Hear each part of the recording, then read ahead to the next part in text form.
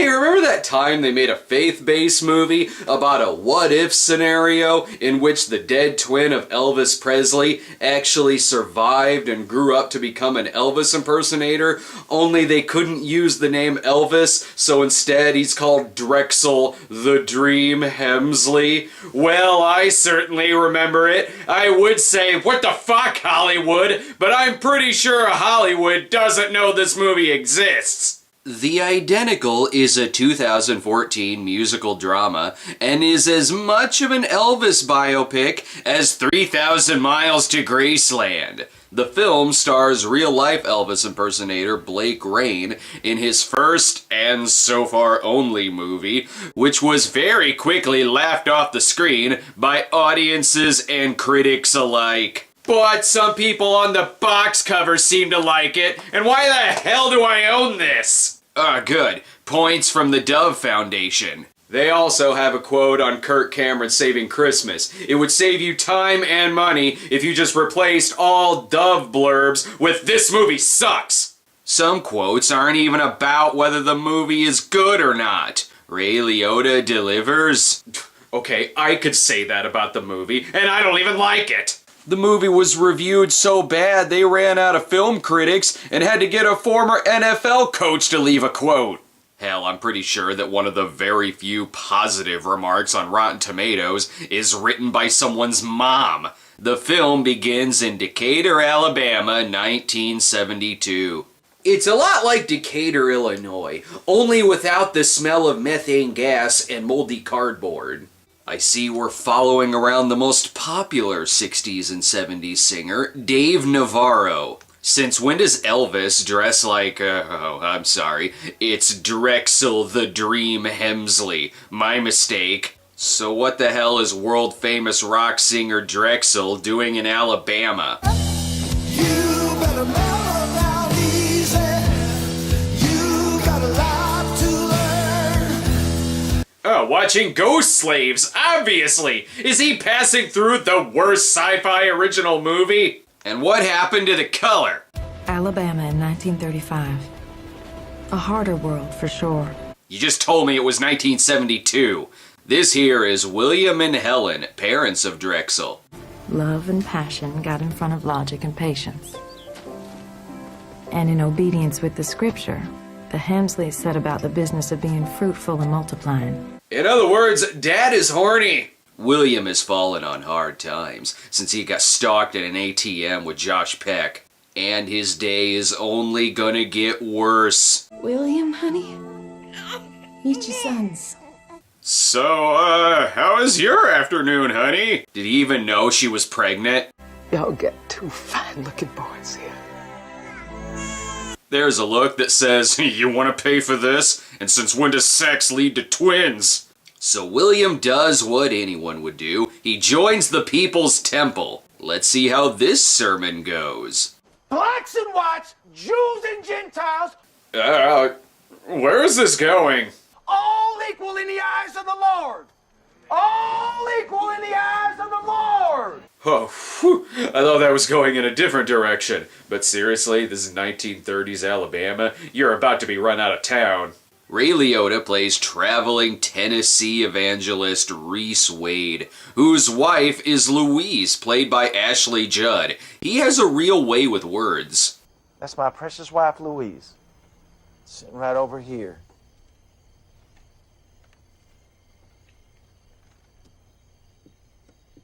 We miscarried again.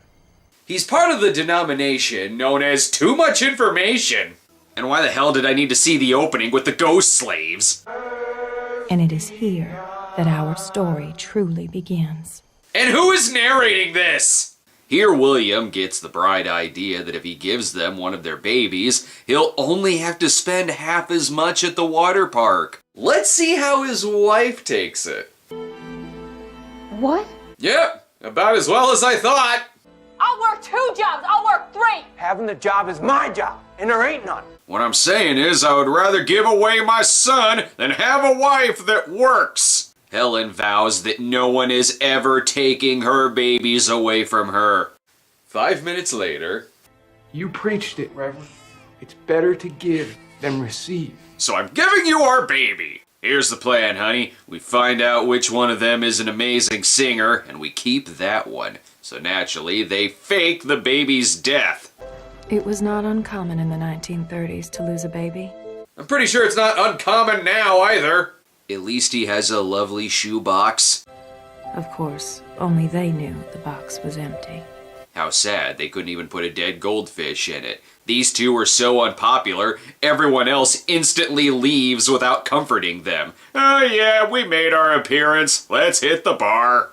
Thankfully, the baby ended up with, what the hell is going on here? The Reverend Reese Wade stole away with his new son and dedicated him to the creator of life itself, the king of the universe. And then he chopped the baby in half. Nice cut. I've held you underwater for 8 years. You're almost a man, son. This is Drexel's twin, Ryan Wade. He's a constant disappointment to his father for not memorizing the Bible. Jeremiah 29. For I know the plans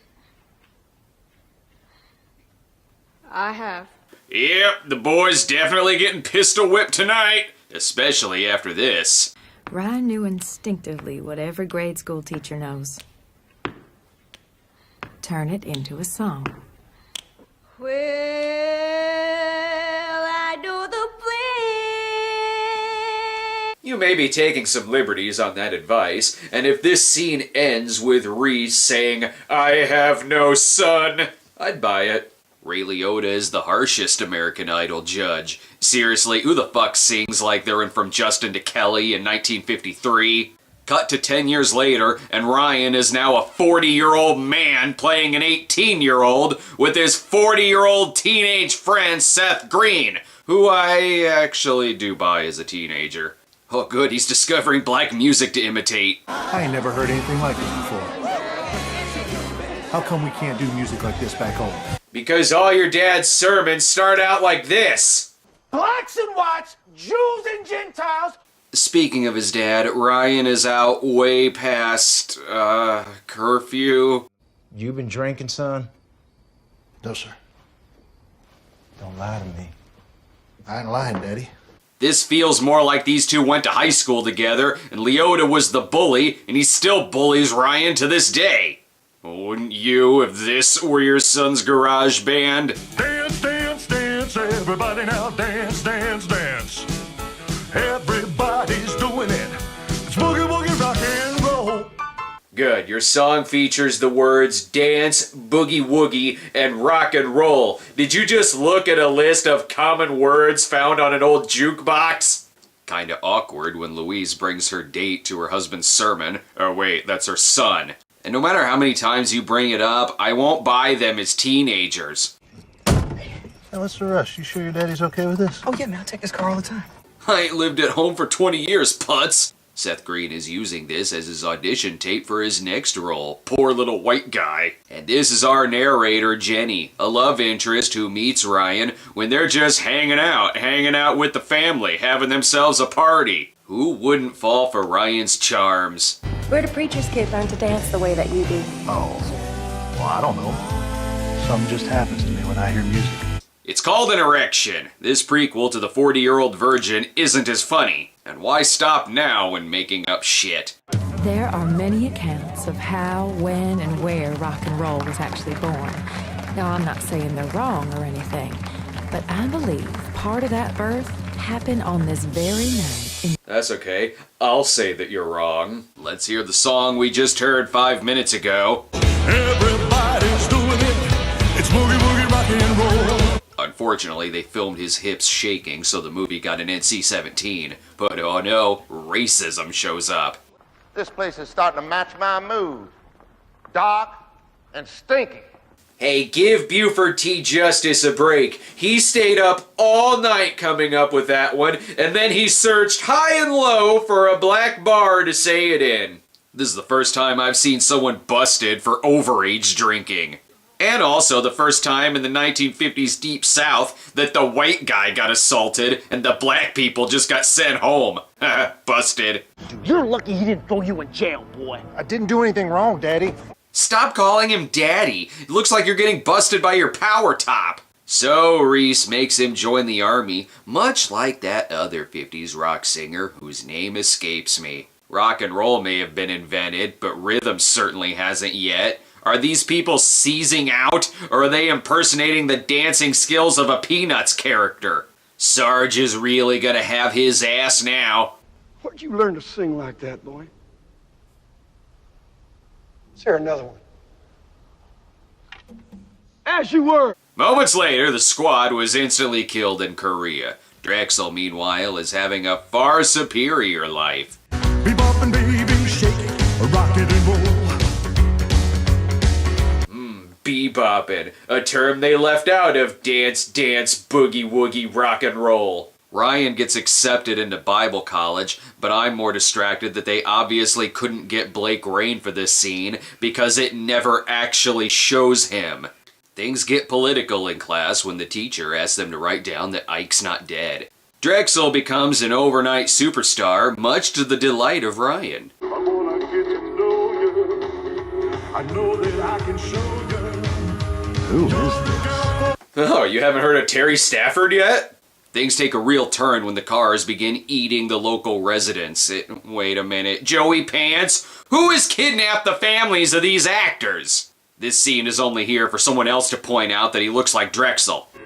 You guys related or something? I mean, you're a dead ringer for him. I know. I hear it all the time, but no.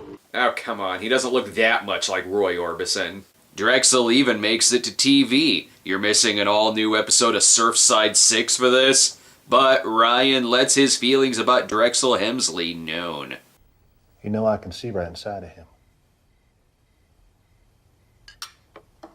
I know what he's thinking. I know what he's gonna say. I even know what his next dance move's gonna be.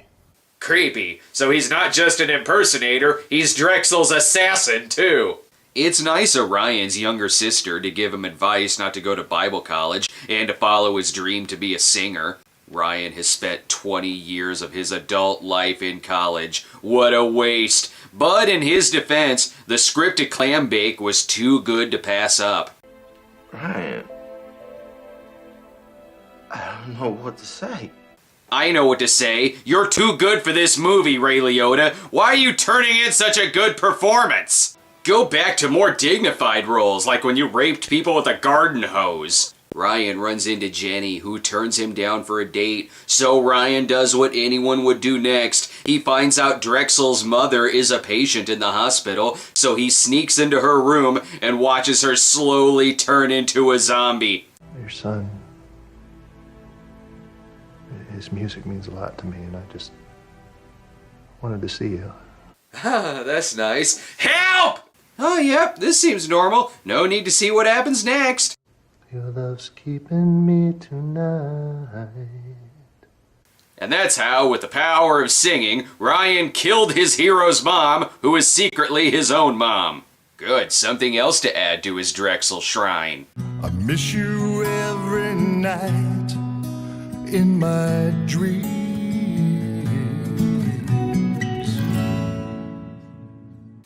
Just go ahead and fade out, even though this movie has no commercial breaks. We've already heard this song like 8 times already.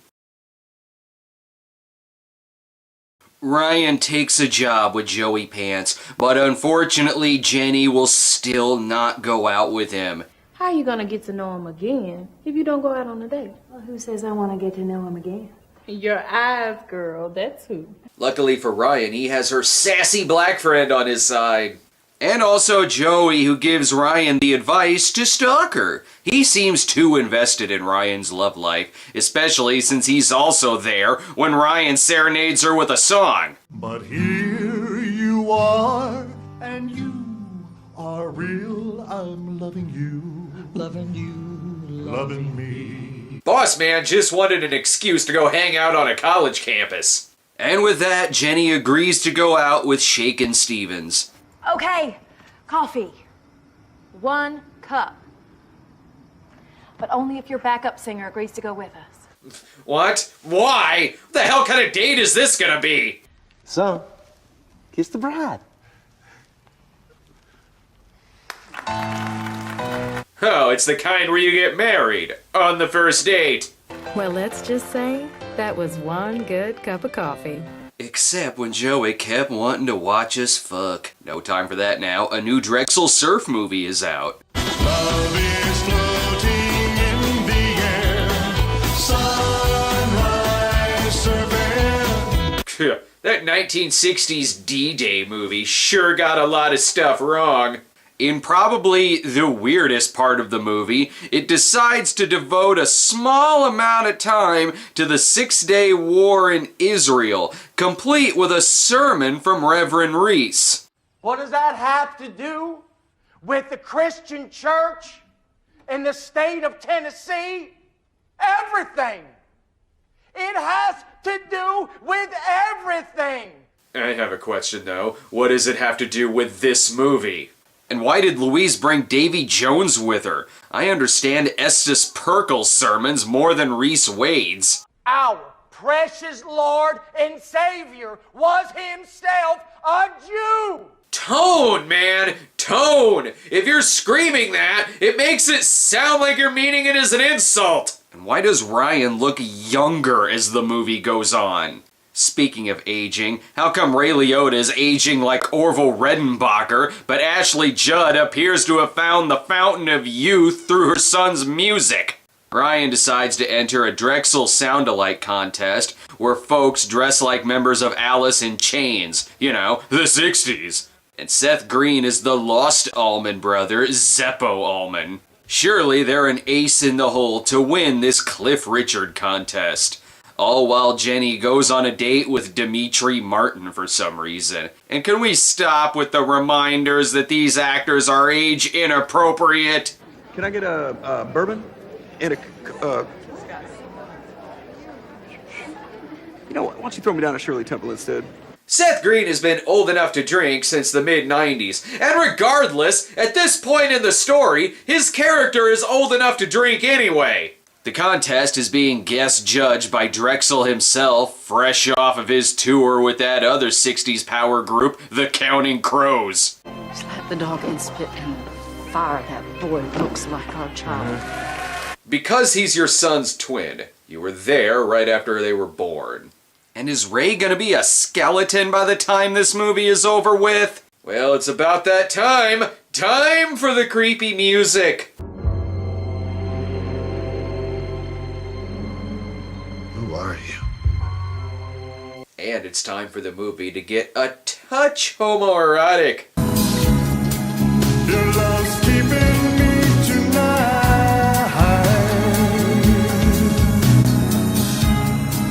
until And then they bang. Hard. Incest bang. Well, the tune has at least one fan.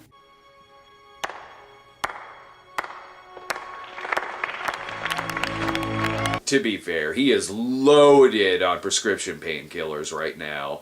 And then Jesus comes to thank him personally. Ryan even gets signed to the sleazy guy with the pompadour wig management, so Ryan sends one of the Everly brothers to sign his contract for him. Christ, now he's dressing like he should be chasing around Pam Grier in a Jack Hill film. I'm sorry, did they do all of their shopping at a Goodwill and just assume everything there was from the 60s? Oh, sorry, I'm talking over the music. Nashville tonight. We're missing Nashville tonight. And that's a sample of Drexel's new song, Chattanooga. Ryan is now known as the Identical, the world's best Drexel impersonator. So he's ripping off people who think they're getting Drexel's autograph? Look, the title card says Vegas. Just trust us, this is Vegas and not the director's garage. Bigger question, has Ray Liotta turned into Hume Cronin yet? I am proud of you, Ryan. I am proud of you. Has anyone broken the news to Ryan that Reese has been legally dead for years now? And still, Louise looks fine. Ryan begins to write his own music, but when his manager won't allow him to perform his own songs, he quits. I gotta say, throughout all of this movie's faults, it's interesting seeing an alternate universe where Elvis Presley doesn't exist and Drexel the Dream Hemsley does. Ryan, there's only one Elvis, there's one Drexel, and there's one Beatles. And you're a pretender, buddy. You are nothing. See? Wait. What? Ryan, there's only one Elvis, there's one Drexel, and there's one Beatles. Okay, first off, I'm pretty sure there's more than one Beatle. And secondly, so Elvis Presley and Drexel the Dream Hemsley exist together in the same universe? How has Elvis not sued this motherfucker's ass off? And why does no one mention that Ryan looks like Elvis? No one goes up to an Elvis impersonator and tells them they look like another Elvis impersonator. They tell them they look like Elvis. Ryan isn't identical for a fucking identical. This movie's logic has just shot itself in the foot, and it was already on crutches to begin with. So then Ryan continues writing his own music. City lights keep on shining. Honey, all I asked was what time is dinner tonight? He begins distributing his own albums made on cheap paper and a color printer, but soon gets the attention of another management firm. We believe City Lights is a smash hit. Thanks, Robin Zander. And just because you believe it doesn't mean it's true. Nice poster of Drexel performing for the Benny and June soundtrack. Ryan turns down this offer because he doesn't want to impersonate Drexel, so he goes back to impersonating Elvis. But much like Elvis, Drexel also has a tragic end.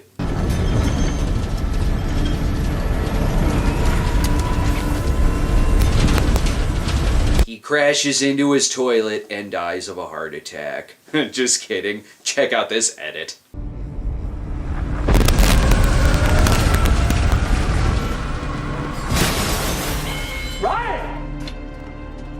See, he crashes into Ryan's ass and dies. While Ryan grieves over Drexel, he moves into the Amityville house and goes insane. Time to visit his parents, you know, the Crypt Keeper and Ashley Judd, who again, still looks fine. Dad has decided to retire from the ministry because they're worried his next sermon will end with him turning to dust. Best wrap this up, Ryan's on his way to Woodstock, 94. But Dad still wants Ryan to be a minister. What's Ryan, like 50 now? Whether you want to hear this or not. I have heard it, Daddy. 100 times. Why? Okay, when he talks through that wig and fake beard, I'm not thinking of Elvis Presley. I'm thinking of Trey Parker as Alfred Packer. Unfortunately, Daddy gets stricken with a disease called disappointing son.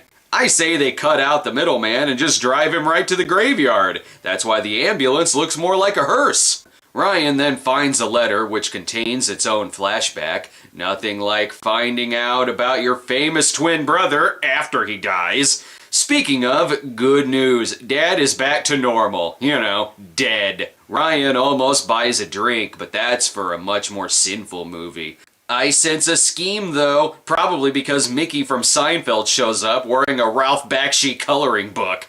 What does any of this have to do with anything?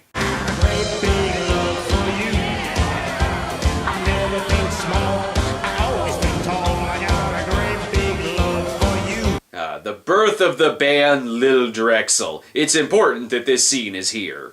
It paves the way for Ryan to shave off his fake beard, and he's trying out his new rocket skates powered by cotton. He goes to the birthplace of both Drexel and Lincoln. His birth dad even shows up, and just in case you didn't know this is where his parents lived, it shows his parents living there again. And if that doesn't work, the narration comes back in. William Hemsley's health deteriorated after Helen died. Now, with the passing of Drexel, he was a frail and broken man well beyond his years. How does she know this? I love how, according to the grave, the twin only lived for a day, which means in 24 hours, his mom gave birth, and his dad talked her into giving up one of the kids to a traveling preacher. Silver-tongued devil! With William now being blind, Ryan is there to comfort him and tells him that he's his long-lost son. It's me, Daddy. Dexter. Ryan. Hemsley. my son. Dude, you're blind. That could be Ricky Nelson's twin brother for all you know. And with that, Ryan returns home. You came into my life when I was alone. And this is how he talks her into a divorce. Nice to see these two rekindle, even though they never fought once in this entire film. Uh-oh, Dad's trying to fill the wiper fluid with scripture again. So the movie ends pretty much where it began. And you are more than I ever dared pray for. With Leota giving a performance that's too good for this movie. And Ryan continues being the identical. City lights keep on shining. I see you smiling eyes of blue. It was nice of Steven Seagal to loan him one of his jackets. Jesus Christ movie. Pick a fucking decade! And then his child grows up to be an Eddie Cochran identical. And Ryan has a larger audience than this movie ever had. The end.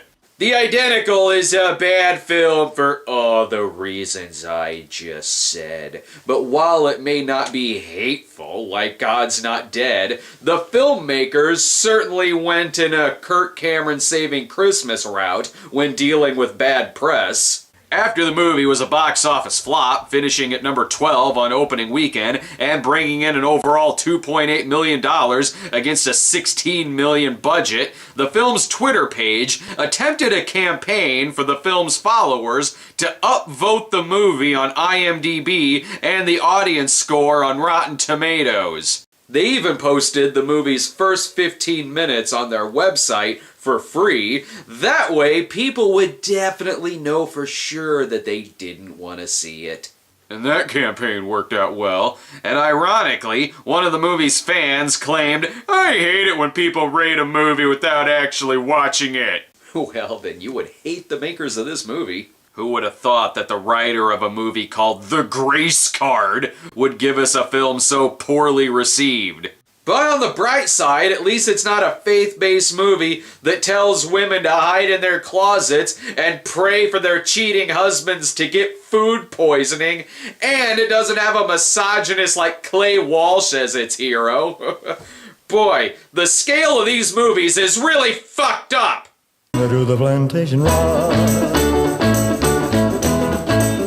What do the plantation rock?